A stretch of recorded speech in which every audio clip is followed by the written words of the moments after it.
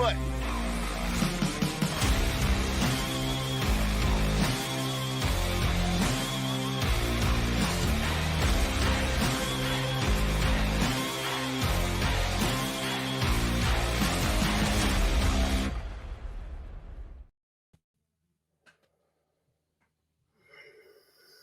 What's up, everybody? Welcome back to the very first episode of the Protect Our Queens podcast presented by the Give Us a Shot Network. With me is my guy, my right-hand man, Martin Soaries. And as you can tell, we are super excited because we've got a great show for you tonight with special guest Kiyomi McMiller, who will be joining us on the show in about 12 minutes at 7:15. So please be on the lookout for that. But Martin, my man, how are you doing today? You know what I'm on right now, bro. I already told you I had a fire yoga session this morning. Bro, everything's been different today, bro. Hey, we need to tell Germ. Hey, Germ, we need to ski yee on that intro, bro. This is straight ski yee season up in here, boy. Marcus' mom gave us the ski yee to kick it off live, baby. Protect our queens. What's up, man? Oh man, this is good. I'm super excited about this. Martin's super excited about this, as you can tell. If you're not already, follow the Instagram, because there's been a lot of stuff happening on Instagram as of late. One of the very first things that happened on Instagram was we ruffled a little bit of feathers with the "Do you love basketball" conversation. If you haven't seen the clip, go check out the clip. But essentially, in the clip, Martin was basically saying, like, if you don't respect the game of women's basketball, if you don't not necessarily watch, but of course watch. But like, if you have disrespectful things to say about the game of women's basketball, you don't love basketball. There's a lot of people out there that were showing their true colors. So I know the answer, but Martin, do you love basketball? They should have been coming. You were the one going off, though. You're the one who said, women's basketball, you're a trash human being. Those are your words. That's true. That's what I said. That's what I said. You went crazier than I did. I was trying to just make a valid, legit political argument. You came for their heads with that, bro. I think it's true. I think if you don't like women's basketball, I think you're a trash human being, 100%. Yeah. I mean, listen, bro. My only thing, my only stance, as I tried to say, people don't like to listen to words, but the stance is that, listen, this is what we're here to do. We're here to highlight and to cover women's basketball the way that we feel that it should be, and just the fact that we happen to enjoy basketball, and by that means women's basketball. That's what we're doing on Protect Our Queens. So we're just here to give women's basketball some love. So all we're saying is that you don't have to love it. You don't have to be a diehard fan, have a favorite team. You don't have to be out here representing, riding hard for it. But if you're out here disrespecting it, talking about how there's no talent in the WNBA and how this is all this nonsense, then we'll come for you. If y'all control women's basketball, we control the trolls, and that's partially what we're here to do as well. The funniest interaction, and it wasn't with Mark, it was a personal interaction I had with someone on Instagram who DM'd me from the comments. He was talking to me about there's this common misconception that a lot of people think that women players, not even just like basketball players, like women athletes, female athletes, want to be paid the same amount as men. That's not necessarily the case. Now, in some cases, that is the case, but by and large, that's not the case. Kelsey Plum went on a podcast like last year and basically broke it down.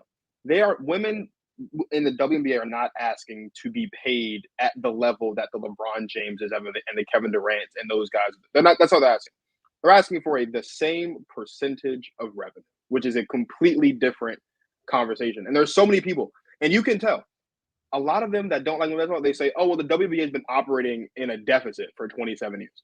That's such a lazy thing to say, number one. And number two, you're only saying that because you heard somebody say that before you. Like you're not even, you don't even know that's true. It just sounds like a good thing to say, so you're just sticking on to it. It's like get over yourself. I love them. I love basketball, and because I love basketball, I love it. I enjoy and I watch women's basketball.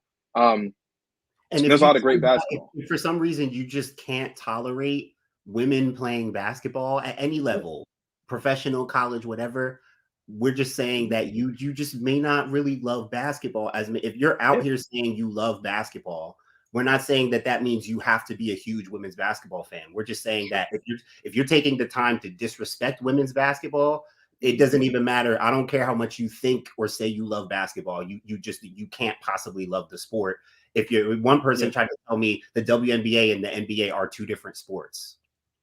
Someone else said that the NBA, the NBA gets disrespected and hated on all the time, and then pulled Noah Lyles' comments about world championships as his ammunition. Listen, the National Basketball Association is not disrespected. The players of the National Basketball Association are dealing with hate and disrespect all the time. People outwardly, openly, 24/7, 365 days a year, disrespect the league that is the WNBA. It is not the same thing as LeBron James being called LeBum or whatever else people call it. It's not the same. No, you don't have people out here talking about cancel the NBA and these players suck. And no, it's nowhere near the same. You can't even compare. So, on the topic of the WNBA, we did want to launch this podcast, the first episode tonight in particular, because the WNBA playoffs start tomorrow, and we will definitely be tapped in.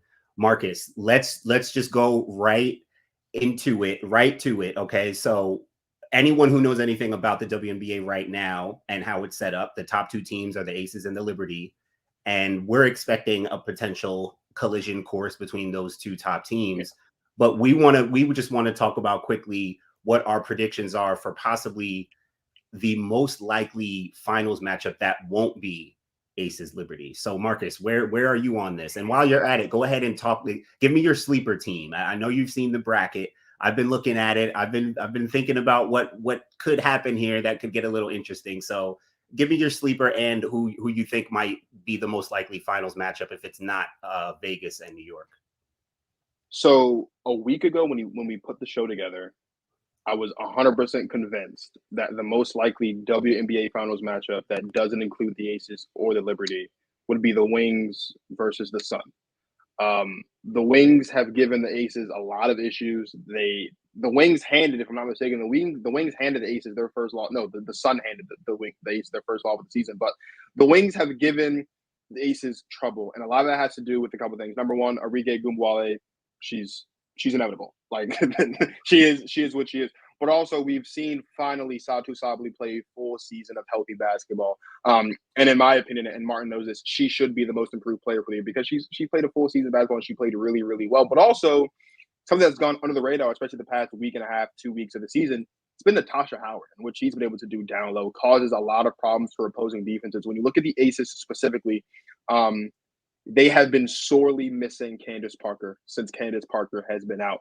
And for a long time, people are like, oh, it's not a big deal, but it is. And Natasha Howard and those three especially, but especially Natasha Howard, can throw a wrench into the Aces' plans as it pertains to repeating as champions. That's on that side. I don't think the Sun are now the biggest threat to come out on the other side. I think it's the Mystics. I think, and I'm one of them. The Mystics are better than their record reflects. They don't have the best record that they should have. They are the 7th seed. But the reason why it's the Mystics is because, like, Elena Delle Donne missed time because of injury. Shakira Austin missed time because of injury with her hip on more than one occasion.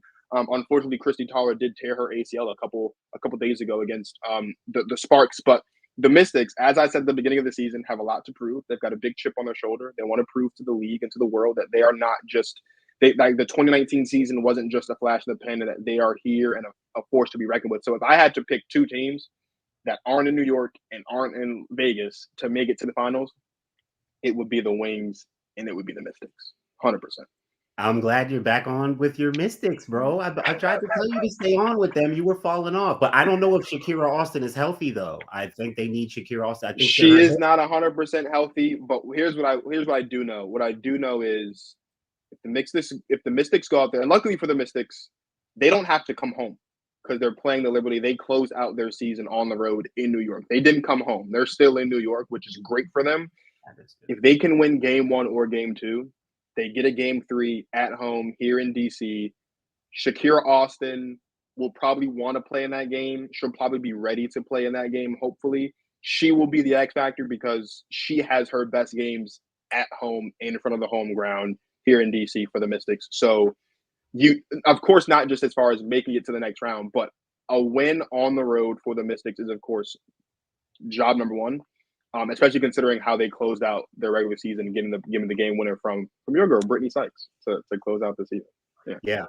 Yeah, that's good. I think it is Wings and Sun. I feel like that's the most likely. I do feel Yeah, like Dallas, if any team is going to come out of that side and upset Vegas, I do think it's Dallas. And if any team is going to take out New York, I do think your Mystics can give them trouble. I just don't think they can do it without a healthy Shakira Austin. yeah, But I think the Mystics are built tough. They're going to give New York, they're going to give them problems. And the way the season ended, as you mentioned, I think that's good. That's a factor that definitely matters. So Washington's going to compete, but I do think the most likely outside of Aces Liberty would be Wings and Sun. Connecticut is definitely built. If the Liberties slip up, I think Connecticut will definitely capitalize. And if the Aces are vulnerable, then I think Dallas is most likely to capitalize on that side. yeah. I 100% agree. Now you asked me for a sleeper team before we bring Kiyomi on in like 60 seconds. Call me crazy, We might have the but same one. I feel like you're about to say the same one that I have. The Atlanta Dream can go all the way. I think. Oh, okay. I do think they can go all the way. I know Alicia Gray's been dealing with injury. If I'm not mistaken, she hasn't played the past couple games because of her injury, but Ari McDonald has stepped up in her role and done phenomenal. You know how I feel about Ryan Howard. I know how you feel about Ryan Howard and her what she is offensively and as prolific and unstoppable as she is offensively. Cheyenne Parker has been the key though. Like she has been the key. This has been the best season she's had all season.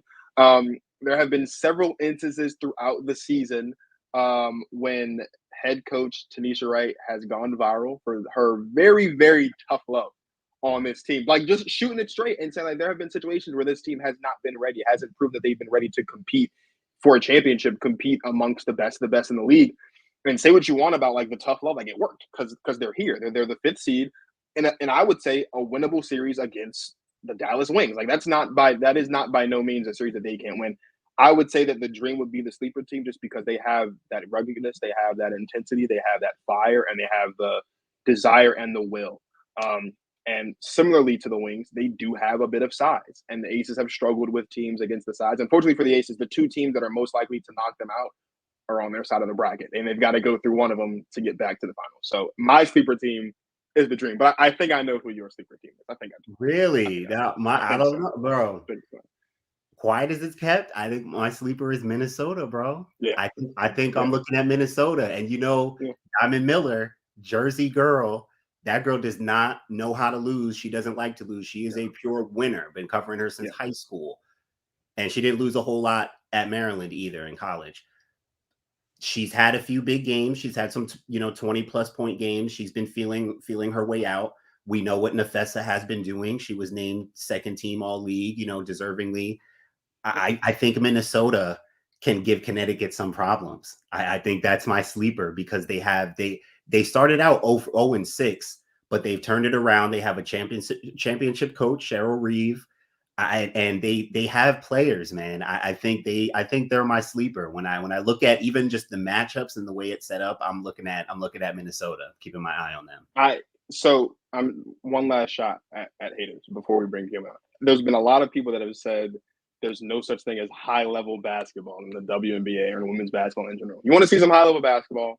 Turn on any one of these playoff series at any point in time between now and the end of the season, and you'll see some high level basketball because all of these ladies are exceptionally they're all talented and they're all going to bring their best. And there's not a single one of these series that I won't be glued to the TV for because they all bring something unique. Like even the 1-8 matchup between the Aces and the Sky. Like sure, it's probably a write off for the Sky, but you can never count out Kalia Copper. So that's my last spear. That's my last shot.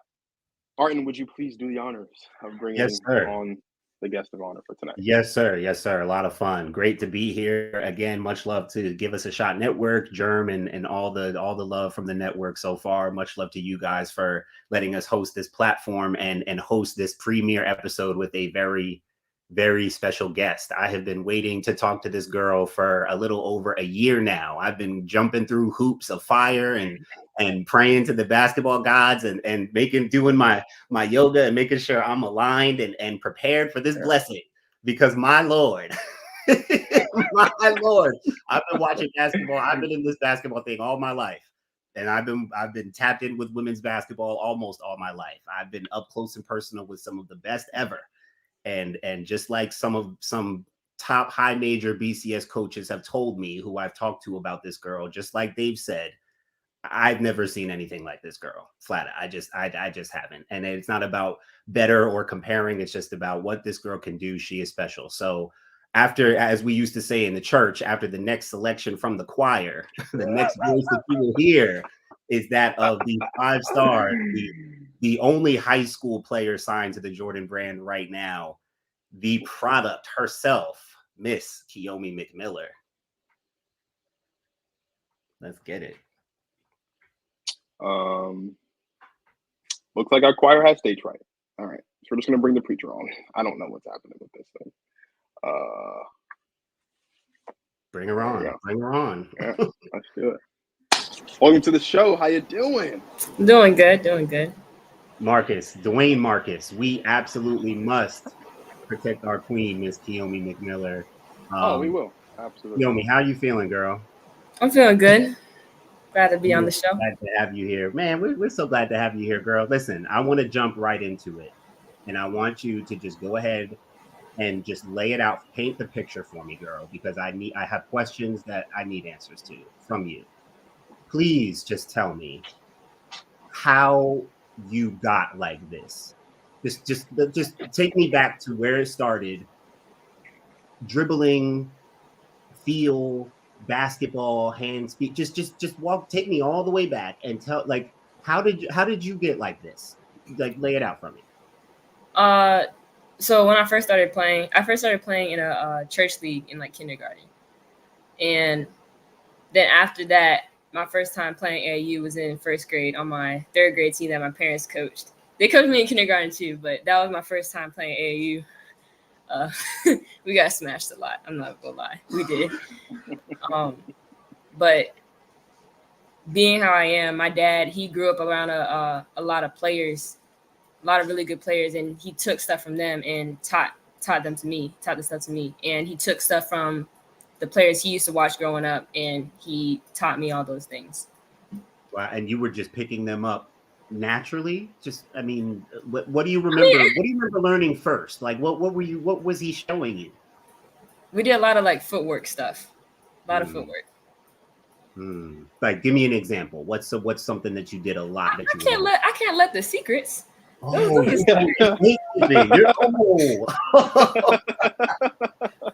you can't give them just something basic, just a little something. Not a secret. Just something. I can't do that. Maybe later on in time. Okay, Martin. These secrets are more locked down than Grandma's cookie recipe. She's not letting these secrets out. Martin. She's not letting these secrets out.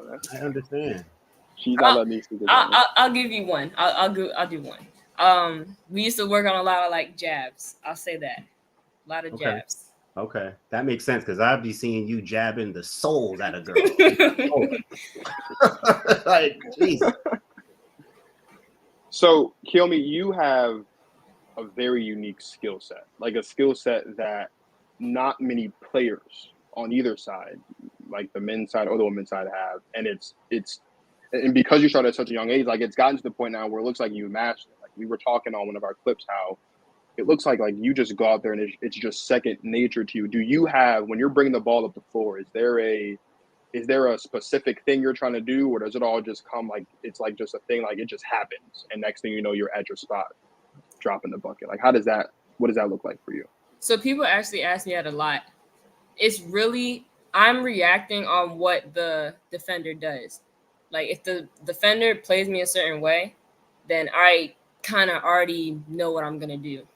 Like I have a thought of what like move I might want to do, but however the defense is reacting, however they're playing me, I know exactly what I'm going to do. So and I know where I want to go always. Wow. Yeah. So, I mean, what do you say to all these people who I just cannot stand and got to deal with and fight off? What do you say to people who feel like you can't play the way you play at the next level? I really don't listen to that. Because I don't listen to any of it because it's stuff that just doesn't matter. You can't come and tell me, you watching my videos and stuff and you're telling me, oh, you can't do this, and she's never going to be able to do that. People said the same thing about Michael Jordan. He'll never be able to win a championship because he scores too much. He goes and he wins 6. So people saying I can't do certain things that I'm going to prove you wrong. I played up. However, I played up 6-7 years, and people thought I couldn't do that, but I did it. So you're, again, like, so we talk about critics, right? We talk about, you hear all the time. Actually, like LeBron even talked about on his barbershop show how like he's looking for that one person in the crowd every time he goes to a game to feed off of that. Is that something that you are constantly like feeding off of, or is it something that you just like let roll off and you just do like what you know that you know how to do, which is be one of the best players in the country? Can you repeat the? It was the last part. The last whole part. thing. I kind of couldn't hear it. Right, no, that's no fine. So we're talking about critics. So like there's a lot of players. LeBron's talked about it. Kyrie's talked about it, like how they just show up to every arena they go to, and they're just looking for somebody that they know is hating on them, and then they go out there to try to prove them wrong. Like, is it a goal of yours to prove the critics wrong, or is it just you're just out here playing basketball, and whether they believe in you or they don't, like that's not any of your concern? It kind of, I feed off of that a little bit, but it doesn't really concern me because they're saying the things I can't do, but I already know I can do it and I prove it. Like, you just got to go back and like, people like comment and say stupid things like, let's watch a highlight of you passing, just making a pass. I'm not the one recording myself, guys. Like, wait, you want me to have a GoPro in the game and record myself as I'm making a pass? Like, no one does that. So, like, those things that they say is just, I don't even really worry about it. But I'm glad you said that too, Kiyomi, because one thing I tell everyone who asks me about you, and I've only seen you play in person once. I came to see you last season. Yeah, I remember that game. Yeah. Yeah. And you know, Kiyomi, as talented as you are, I noticed that one, you really enjoyed playing the game. 2, your teammates enjoyed playing with you. Like, I saw you making pitch ahead passes. I saw you making unselfish plays, right? And everyone sees that we love the dribbling and the highlights and stuff. That's our culture. But I also see you playing the game the right way. And I don't think a lot of people realize that you do that. So can you just talk about like just your approach to the game in terms of your love for it and how you were taught to play the game? I would say first with that, because you said people just they don't understand. They're just seeing highlights. Like, highlights, it's just most of the time it's of like, scoring and stuff. Maybe I made a pass, but if you come to the whole game, you'll see I'm passing, I'm scoring, I'm making the right play. My parents taught me to make the right play, like make the right decision. So if the right decision is for me to score, then I'm gonna make that decision. But if the right play is to make the pass, I'll make the pass. Like, I'm playing the game. I know what I'm doing. Like, people can't tell me I'm not doing the right. Like, I've been taught the right way. I know I've been taught the right way. So, and it's working. So you can't. It's working. It is, girl. I give you credit, because if I could dribble like you at your age, I wouldn't be passing to nobody. They wouldn't see nothing. Lord, I'd be shooting 60 times a game, Marcus. God, that's a good point, Martin. I'm glad you mentioned that, because there are a lot of players who have really great handles at such a young age on the high school level, on the college level, and they struggle with being able to, like you said, Kiyomi, make the right basketball play, to look up and pass the ball. Was that like a difficult thing for you early on, of like getting used to giving up the ball to make the right pass, or has that just always been a thing of like, I'm always just going to do, like, it's not about me, it's about the success of the team? It's a team game. You can't win without your team. It's a team game. Like, people might think I'm being selfish, but I'm not. It's the right play at the time that it is. If the right play is for me to go inside and score a layup against 3 people, then that's the right play. But I'm not not making the pass on purpose. Like, I know who I'm playing with. I know what my teammates can do. Like, what is it? KYP, know your personnel. Like, I know who my teammates are. So you can't tell me to make a certain pass that I know what's gonna happen. Like, you're not in the game. So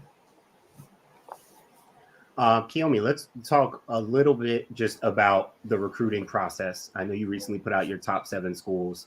Just give us a sense of what you're looking for in a college. And people are girl, I'm interested. I'm trying to figure out where you're going. I think I know where I want you to go, but I'm gonna leave it. I'm gonna let it be. I'm gonna let it be and let God. But just give us any insight just in terms of what you're looking for in terms of a college.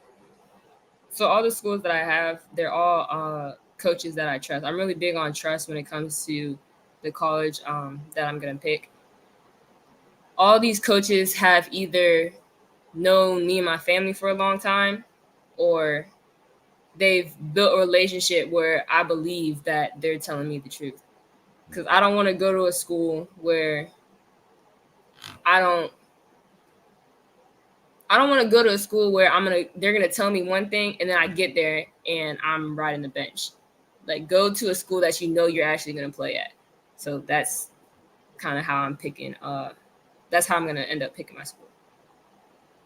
There have been a couple of comments on some of the posts that we've made about you, about certain people wanting you to go to certain schools, and there are certain schools that you've mentioned in the past that you are, when asked, you were kind of very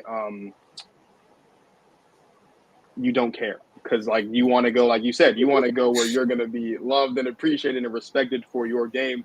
Can you talk about that part a bit? Like, did that at all a part of the recruiting process that bother you, that there were certain schools that weren't actively recruiting you, or are you again, like, was it just, I want to focus on the places that do want me and want me to be the best version of me that I can be?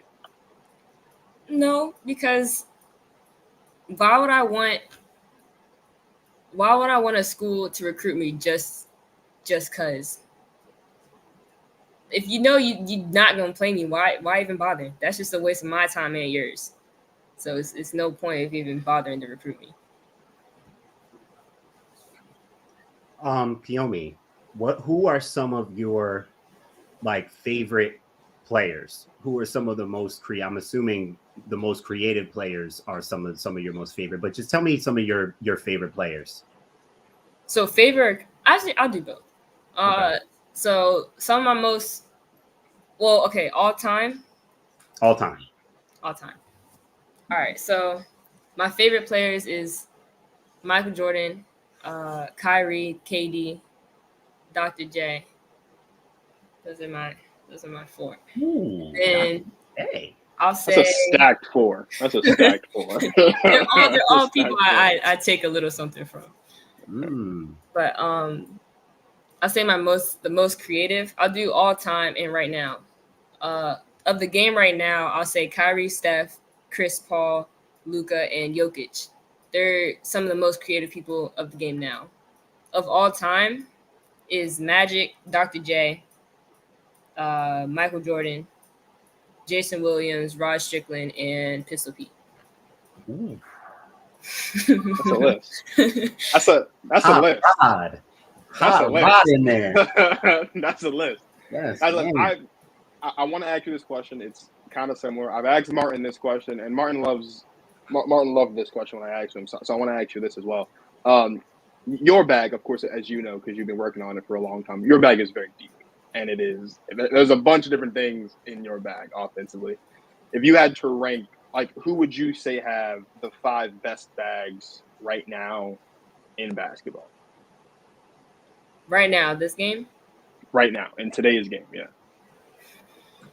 We're going to say Kyrie, Steph, KD. I'm going to put Chris Paul in there because he be doing stuff I don't think people really be paying attention. So I'm going to put him in there too. And then I'm going to say I'm gonna say Damian Lillard. I'll put him in there too. Ooh. When you think of bag, because a lot of people talk to me about this too. Like, what comes to mind first? Like, is it handle? Is it scoring? Is it a combination of both? Shot creation? Like, what do you think of first when with the bag? Initially, yes, ball handling, but then when you think about it, it's ball handling, then that leads to scoring, then that leads to IQ, then that leads to decision making. So all of those things, I would say, that's all into one. That's why Chris Paul belongs in. That's why Chris Yeah. Paul belongs in there. Like that makes sense. That's a good list. That's a great list, actually. That's a great list. I don't think there's many people that would put Chris Paul on No, that list. There's not many people that would put no Chris one Paul pays on that attention list. to I him. love that. I love that. I love that. I love that a lot. Let's step off the court for just a second. Everybody's got a routine. Everybody's got a athletes are probably the most superstitious people on the planet. They got to like their lucky socks, lucky jerseys, whatever the case may be. For you, right? Let's talk music for a second here. What are like your go-to songs or your go-to artists that you listen to, like lock you in and get you in the zone before a game? So people actually ask me this question a lot too. I don't listen to music before games. I don't even like listen to music when I'm in practice. Like it's just a distraction to me. I'd rather just like when I'm in the gym alone, I hate when people come in and turn on music because it's like just why? It's why you need it on. Like I know it's like some people, yes, it like helps them focus, but for me it's just like annoying noise. So before the game, it's just I'm just in the corner by myself, working on my moves and visualizing what I'm gonna do in the game and what I see happening. Did you ever do something that like surprised yourself? Did that ever happen to you? I have a video of when I made a girl. I didn't think she was gonna fall how she did, and I ran back and they saw my reaction. How did she? What did she?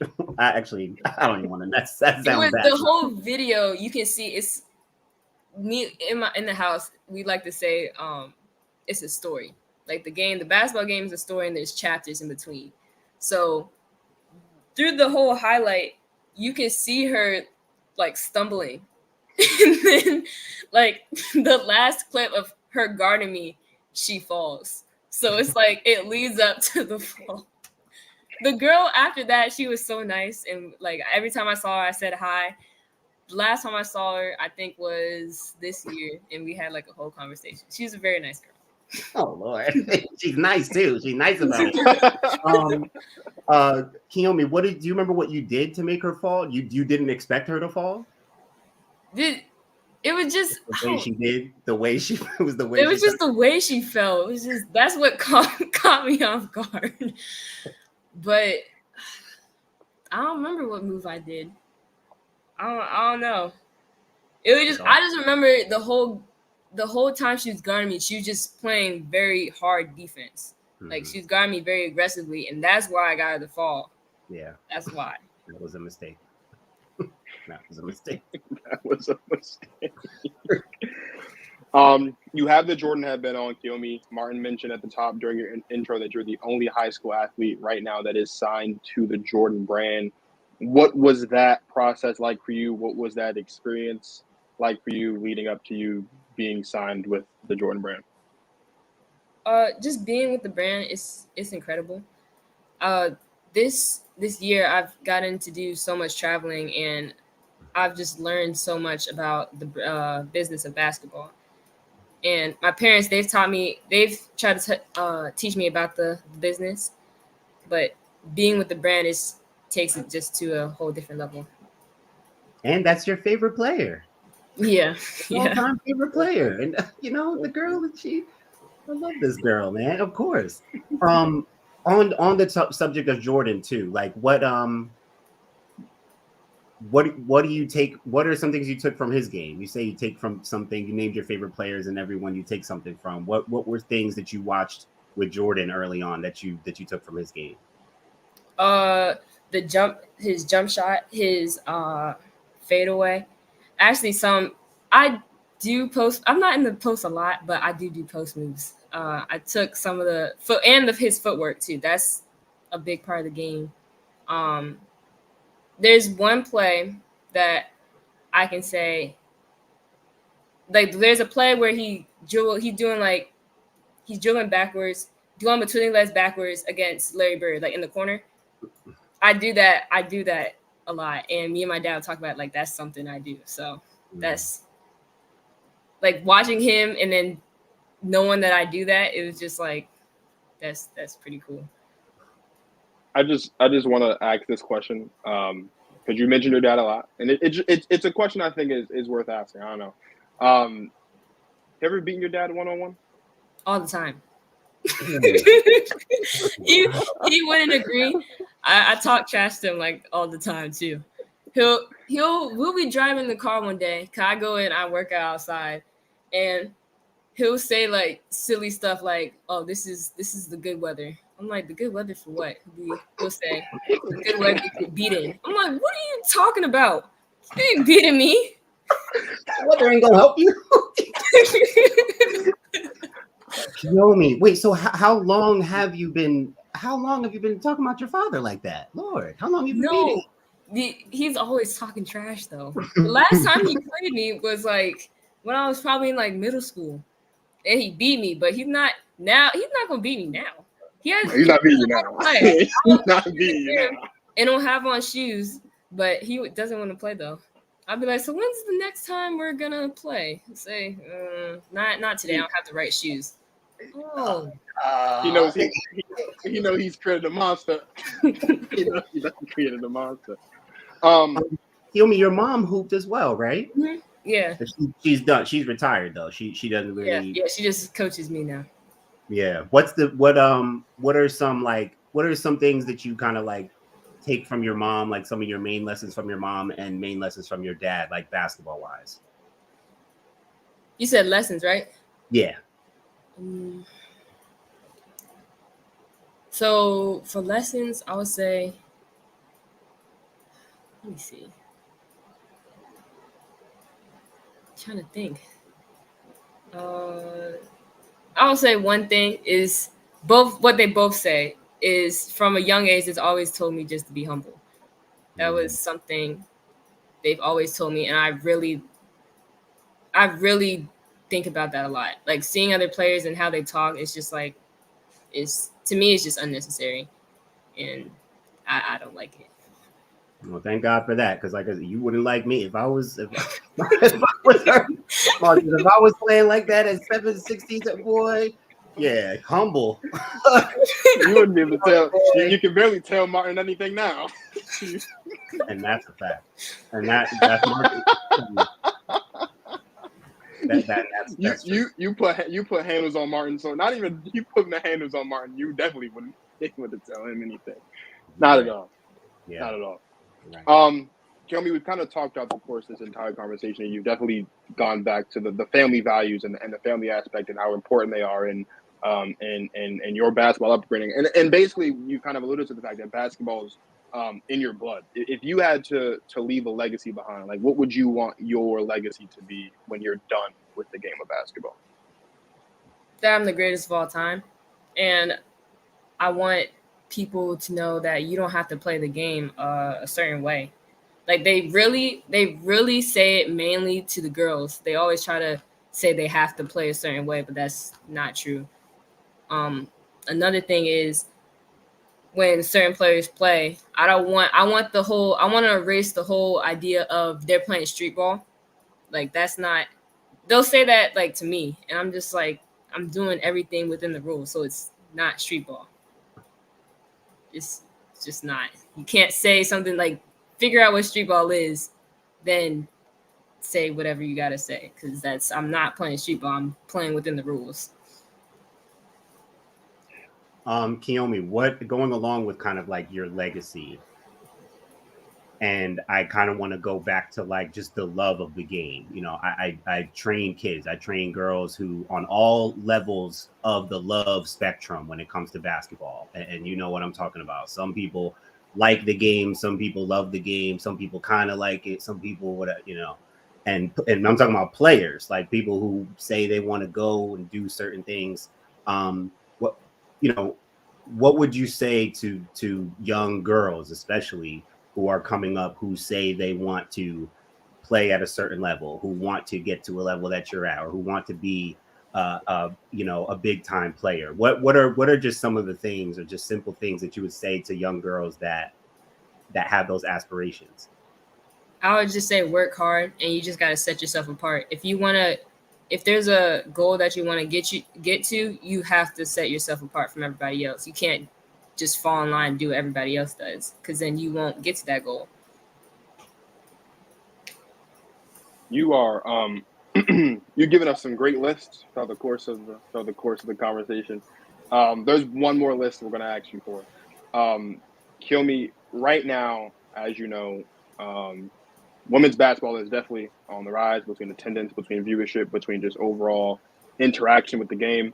And one of the things that we like to do, of course, as you can tell from the show and the content, is we want to protect our queens, and we want to make sure that women's basketball gets the respect and the love that it deserves. So could you please, Kiyomi, give us your top 5 queens right now? Like, who would you say are your 5 favorite women's basketball players, or just people, women within the realm of basketball in general right now? Who would you say is on that top 5 for you? Any women who are giving that queen energy right now, that give you that give player, coach, media personality, whatever it is. Who are those people? Top 5 queens right now. So I'm gonna be really honest with you. It's bad because I can't really say that I watch the women's game very much. And I say that because it doesn't interest me. I don't see anybody really being creative, but I don't think it's the women's fault. I feel like they're being held back from being able to be creative. So I will shout out one person. I heard y'all talking about her earlier, Kira, Shakira Austin. I grew up around her, so I would say that's my buddy, and I hope she gets better. I'm really hoping that she'll get to play though. Facts. What about just women? These don't have to be players. Just any women that you're kind of motivated by and inspired by right now. I would say my mom, my grandmother, and my 3 aunts, Raven, China, and Ashley. That's great. We love to hear that. I keep looking at your headband, and I keep looking at this wall of Jordans I have. And I told Martin I wasn't going to ask this question, but I just want to know personally, do you have a favorite Jordan? I do. First I wanted to say one more person that had inspires me as well. Bianca Belair. I watch WWE, for the people that don't know who this is. So no, you don't. You just made Marcus's whole. You just, oh my God, you don't know what you just did, bro. You watch WWE? Yeah, I was actually watching it earlier. No, just before. No, you were not. Just before, yeah, I was. You just made his life. I mean, you don't even know what you did. That's good. I would get up and go grab the belts I have, but this isn't about me. This is about me. I'm like, who is she talking about? Yes. You didn't even know. Yes. Nah. That just made my night, and we're clipping it and we're putting it on socials, Martin. I better get a clip. I posted a while ago, but I wasn't really. It was on WWE, but I just pointed out I saw Mutombo at WWE. But you can tell it's WWE, but I was just really pointing at him because he was just in the background. But to answer your question, my favorite Jordan is the Midnight Navy Blue 11s. They're like velvet. That's a great shoe. Yeah, that is a great shoe. Have you been to? I don't want to open this Pandora's box because we could be here for another 30 minutes. But have you been to a WWE event before? One time. I have to go again. It was one time, a really, really long time ago, and I loved it. It was amazing. I really want to go back, and they keep coming down to Philly, so I have to go and see one soon. Like the whole, it's funny because my sister, she watches it. Like the whole family watches it, but she keeps bugging me about it. She's like, "You have to hurry up and get tickets." Okay, I will. See, I watched when I grew up back in the day, The Rock, Stone Cold, Triple H, Undertaker. Like that's my era. I can't keep up with what y'all got going on now. Oh, with like Roman Reigns and the Uso, all them. No. I don't know nothing about. I don't want to hear nothing about none of that. No. Do you acknowledge your tribal chief, Kiyomi? Absolutely not. No. No. That's crazy. That's my brothers that do. Just made my, they the ones. Good on them. Good on them. That's good. That's good. I've enjoyed this. I've enjoyed this conversation. I'm sure I don't want to speak for him, but I'm sure Martin has enjoyed this. I've especially enjoyed the last 2.5 minutes of this conversation. It's definitely made my heart warm. Kiyomi, do you have any last words, any last thoughts, anything you want to just put out there before we get out of here? No, I don't. I would just say thank you for letting me be on the show. That'll be my last thing. Absolutely. Thank you for coming, girl. We are so honored to have you, and we will be. Well, I've been keeping tabs on you, so you ain't gonna get rid of me. You gonna see me in every corner, every gym wherever you go. Don't worry, I'll be saying what's up. It's all good. No, I know. No, you're so sweet, and I don't know how you can be so good and so sweet, but I love it. I appreciate you, girl. We know, but seriously, Kiyomi, we really appreciate you and your spirit and your game, not just your game, but just the way you move and the way you go about life and your humility. And I basketball means a lot to me, and so someone like you, the way you go about what you're doing is really it's really special for me to be able to live through and witness. So thank you so much for gracing us with your presence tonight. We are so grateful. No, thank you. I enjoyed it. We are extremely grateful to have you on the show. I'm especially grateful now that I know that you're a WWE fan. just made my night. I swear to God, that made my night. But in all seriousness, though, to echo a lot of the things that Martin said, you are you're special. Not just a special basketball player, but you are a special human being. And it has been, for me, not as long as Martin, but over the last month or so, once we kind of made it a point to kind of get you on the show, it's been a privilege of mine to sit back and I've seen more high-level basketball from you than I've seen from a lot of the people that say that there is no such thing as high-level women's basketball. So I just want to thank you for that. And again, we just appreciate you for coming on the show. And we also want to say thank you to everyone that tuned into the very first episode of the Protect Our Queens podcast tonight. If you are not already, please like, subscribe. So you don't miss any future episodes of Protect Our Queens. We're going to be here same time, same place, same day, 7 p.m. Eastern Standard Time, live on the Give Us a Shot Network YouTube channel, with more fire and more content and more guests and more women's basketball, because it's not going anywhere. We do have a guest confirmed for next week. There will be an announcement on that later in the week. So make sure that you are also following the Protect Our Queens Instagram so you don't miss that. And in case you happen to pop in and out of the live stream at any point tonight, the full clip, the full segment of Kiyomi's interview from the beginning to end will be available on the Give Us a Shot Network YouTube channel before the week is out. So make sure that you are subscribed to the YouTube channel as well. Martin, do you have any last words before we get out of here?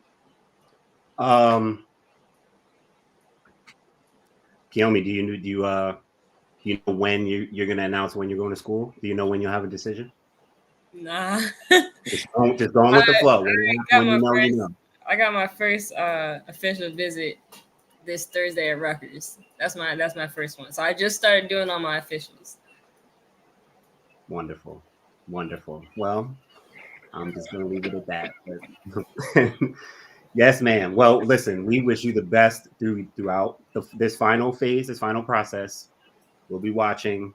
I hope Thursday goes really well. Thank you.